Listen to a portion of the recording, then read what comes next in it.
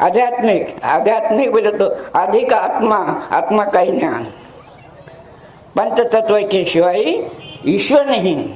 इसको महात्मा ऋषियों ने पतंजलि में गौतम बुद्ध भी बोला सो है और कृष्ण भी बोला सो है कि मैं सब में हूँ अर्जुना, मैं सब में हूँ। सब पे देखो बालपन से ये है भगवान, मैं सब में हूँ, मेरे से पता हिलता नहीं। ये पांच तत्व के सिवा पूरा ईश्वर चल रहा, पांच भगवान के बारे में मालूम करता मैं, अब सभी में है।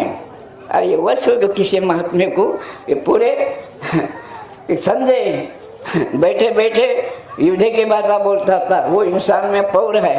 ये पांच तत्व वो सेन है, बाकी कुछ भी नहीं। इसको भगवान परमेश्वर पांडुरंग शब्द है, बाकी कुछ भी नहीं। पांच तत्व के सिवा कुछ भी नहीं चलता। आप देखो 5 मिनट हवा बंद हो गई,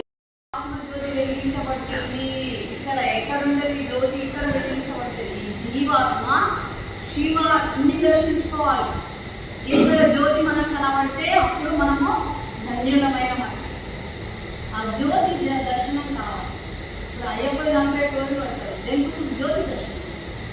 41 రోజుల దర్శనం అయితే జ్యోతి కాదు. కానీ బాబా దగ్గర కొన్ని రోజులలోనే ఆ జ్యోతిని దర్శింపేస్తారు.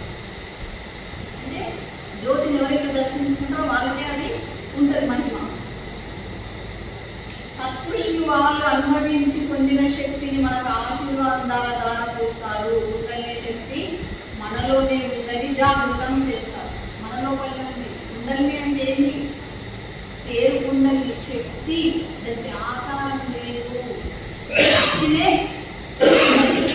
మనల్ని ఎక్కడ అనిపిస్తుంది? సృష్టిని కూడా శక్తిని అనిపిస్తుంది. మన లోపల ఏంటంటే ఆత్మ కంటికి కనిపిస్తుందా? కణ కణంలో ఉంది ఉన్నదా? రక్తం వ్యాపించింది, రక్తం వ్యాపించింది, శక్తి కూడా వ్యాపించింది ఉన్నదా? ఏ ఇంత శక్తి గాలి లేకపోతే చేతి ఏమైంది? మొదలు ఉన్నది మన లోపల వ్యాపించింది, కానీ అది మనకు తెలియదు.